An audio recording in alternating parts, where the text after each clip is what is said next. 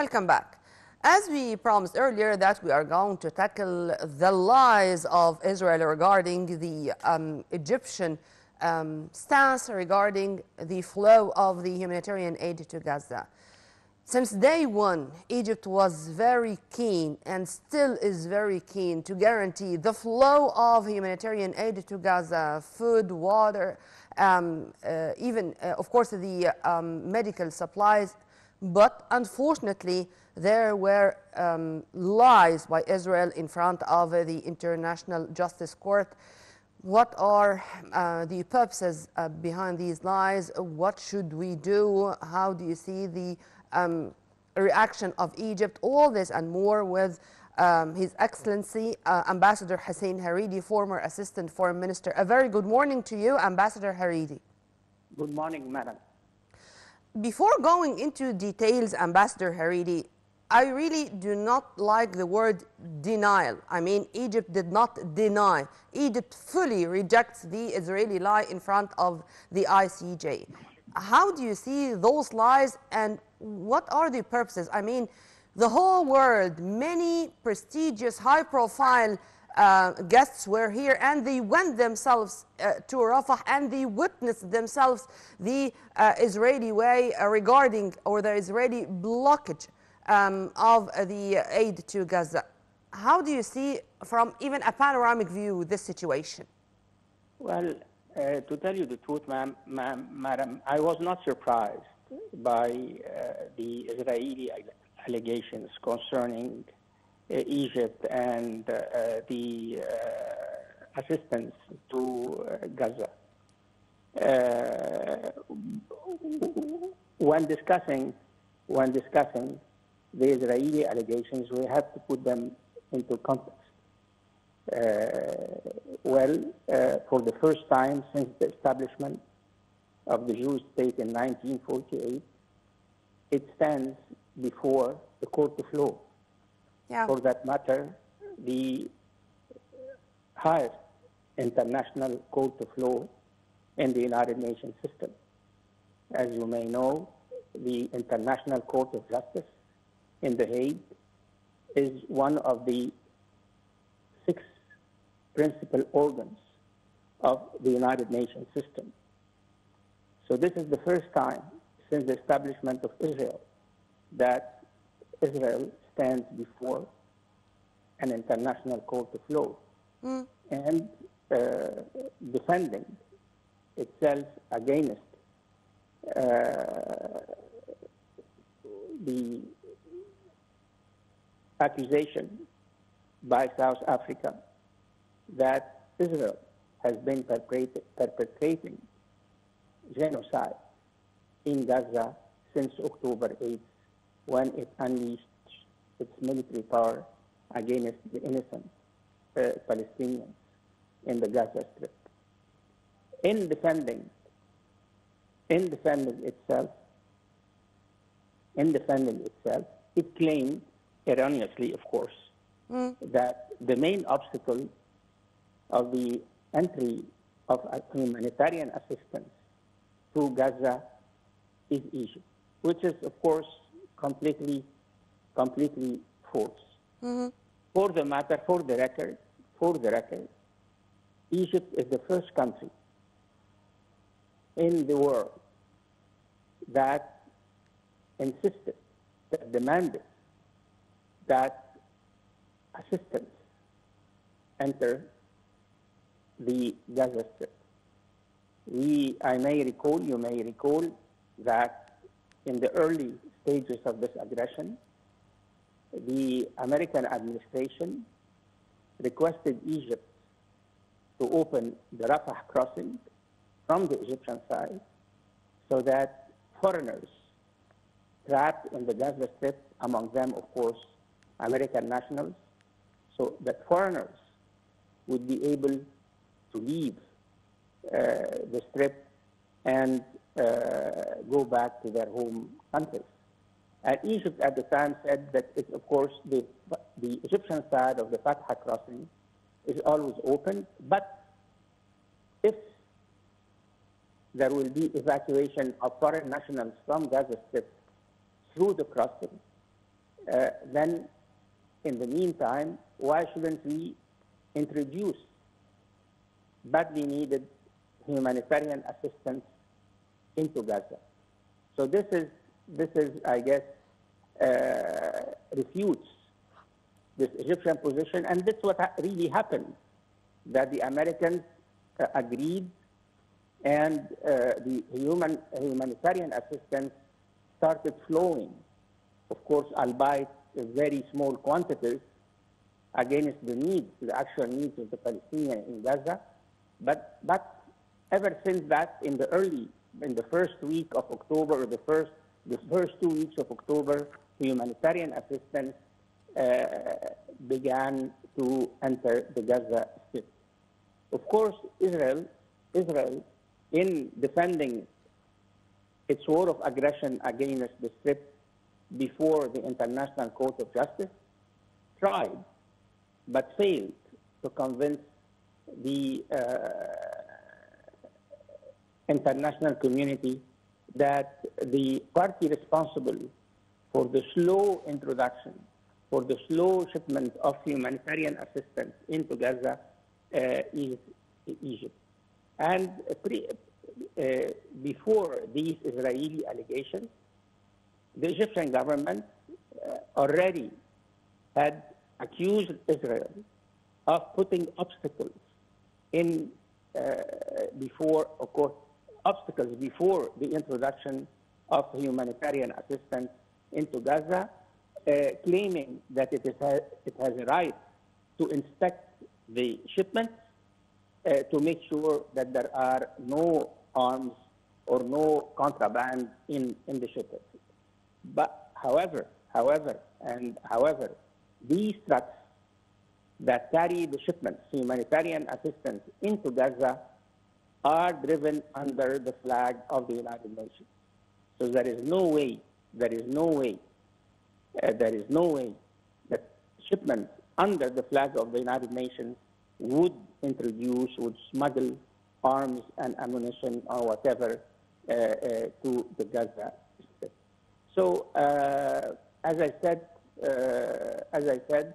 personally, I was not surprised by the Israeli allegations, and I guess that the Egyptian government has answered these allegations, and the facts, not only the official statement by the Egyptian government, but the facts on the ground testify that Egypt has not and is not an obstacle to the introduction of badly needed humanitarian assistance. And because of what you said, sir, the Israeli Prime Minister vows to continue, and he is really continuing the massacres in Gaza. And he said that no one is going to stop them from continuing the genocide or this brutal offensive in Gaza. What we should do? What's going to happen more than nearly 24,000 Palestinians, most of them women and children, in addition to the humanitarian catastrophe there. It's not us who are speaking about the humanitarian catastrophe. It's the UN officials, as you've kindly mentioned, from Antonio Guterres to the least worker in any medical worker or any of the medical staff who are not able even to reach the hospitals in which they were working in. Well, what we have been witnessing from October 8th till today is the true face of Israel. So I'm not surprised with what the Israeli Prime Minister is saying, what Israel is doing. This is Israel. The Egyptian public opinion and the Arab public opinion for the last 40 years have been living in this illusion of coexisting in peace with Israel. Israel does not want to coexist with us in peace. Israel wants to dominate the occupied Palestinian territories, the West Bank and the Gaza Strip. This has always been the plan of Israel ever since it signed its first peace treaty with an Arab country in 1979. But today, younger generations, not only in Egypt, but throughout the Arab world and the Muslim world, and I would dare say in other countries, in other foreign countries, have seen the true face of Israel. So whatever the Israeli Prime Minister says about this war would continue, that does not come as a surprise for me, madam. And we should start thinking about the day after. And the question that should be asked, yesterday was the 100 days of the Israeli aggression. Yeah. Now the question that we should answer in Egypt and throughout the Arab world, would we keep continuing dealing with Israel as we have been doing before October 7th, 2023, or we will have the courage, the moral and the political courage to deal with Israel as it is, an aggressor. Israel is an aggressor, has always been an aggressor. Israel has occupied Sinai, the Golan Heights, Shab'a, the Gaza Strip, and the West Bank. Israel, what we should call for now is an end of the Israeli occupation of the West Bank and the end of the Israeli blockade of the Gaza Strip. We should stop dealing with Israel according to Israeli terms and conditions. If we are going to continue dealing with Israel after the guns fall silent, and I hope, and we all hope. But if you permit me, sir, it's not only us. What about the Israeli allies? What about the United States with the 4 visits of Blinken to the region since the 8th of October, as you've kindly mentioned? What about Germany, which rejects or refused to call the Israeli genocide as a genocide, and they are still speaking at least in a way about defending itself? In addition to all of the EU refusal to the illegal settlements, but still those settlements are expanding, and still Israel is continuing in the very same way. How about what's going on in the Red Sea right now? Why the whole world or all the West is looking at what the Houthis are doing, not as a reaction? Still, it's against international law, and it's spreading instability, despite the fact that Egypt repeated this warning more than once that the spillover of violence is going to happen, inevitably happen, if Israel continues with the same streak. Your elaboration, please. This is Israel, madam, and this is the Western support to Israel. There has always been an outright Western support to Israel, despite and regardless of the statements that come out from Western capitals and Western leaders about the two-state solution, about peace, about security in the Middle East. From a Western point of view, madam, it has always been the case. What's most important is the security of Israel and the economic prosperity of Israel. If an American president or an American Secretary of State, and if a German chancellor, or if a British foreign secretary would speak about the two-state solution, we should not take these statements seriously. They are not serious about that. They are only paying, or they have always paying, a lip service to this two-state solution. The two-state solution dates back, this idea, this proposal of a two-state solution dates back to 2003. Of course, and it was the Security Council back then adopted by a unanimous vote a resolution on the two-state solution. And that was in 2003. After 21 years, after 21 years, here we are. Settlements have expanded in the West Bank. Gaza has been subjected to the fierce and an unprecedented blockade by Israel from 2007 till today, and the West has kept silence.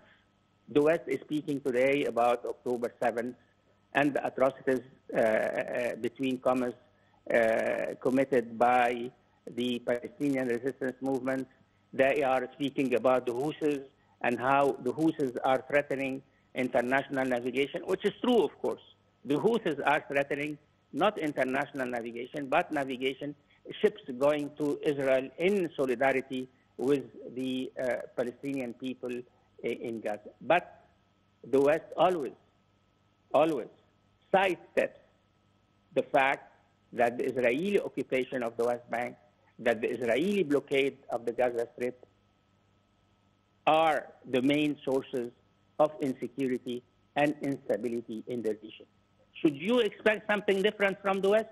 I doubt it very much, madam. So we should be clear-eyed about what's coming next. We should not expect much from the West. Even after the ICJ hearings, even after all what's said by the legal team of South Africa, even after the world, even as the world is still suffering from COVID-19 and from the Russian-Ukrainian war, and now there is more to be added to the economic challenges the whole world is suffering from after the insecurity situation in the Red Sea? Well, madam, personally speaking, I don't expect anything from the West.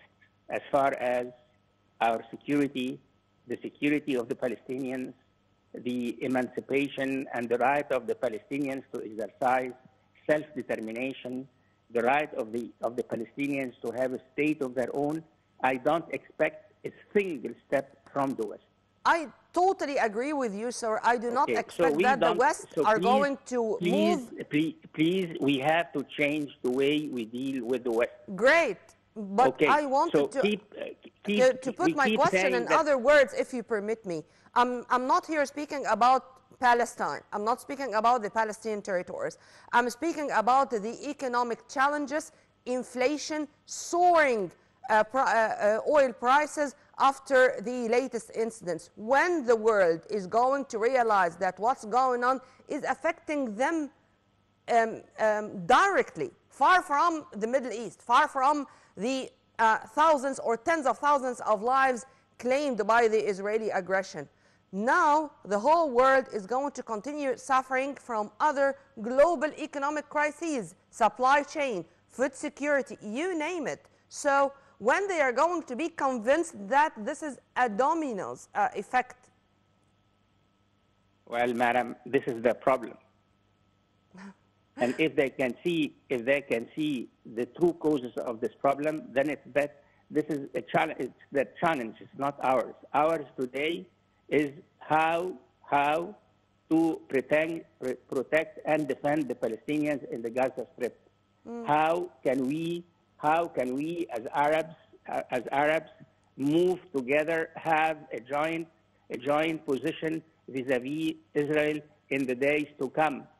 These are the challenges facing us. About the international economy, well, it's up to the Americans, to the Germans, to the British to tell the Israelis to stop their aggression. But they are not going to tell the Israelis to stop the aggression for various reasons. But now the priority from my point of view is to put an end to the Israeli aggression against the Palestinians in the Gaza Strip. And speaking about the West and about the international, they couldn't care less. They don't have the courage, Western leaders don't have the courage to tell the public opinion that the Houthis are not the problem. Yeah. The Houthis, the problem is Israeli occupation of the West Bank and the Israeli siege of Gaza and the Israeli war against the Palestinians. In fact, sir, there are things which I really cannot understand. I mean, it was announced yesterday by the American president, by Joe Biden, that he sent a private, and it was described this way, a private message to Iran regarding the American-British and of course some of their other allies attacks on the Houthi targets. Why it's private? And why it's not announced how you had this kind of communication between you and Iran? And since when already there are these close relations between Washington and Tehran? Or this is politics which I will never be able to understand. Dear madam, please. Iran and the United States have been talking to each other for a long time. Okay? Yeah. So whether the American announce it or no? I beg your pardon? Announce it or no?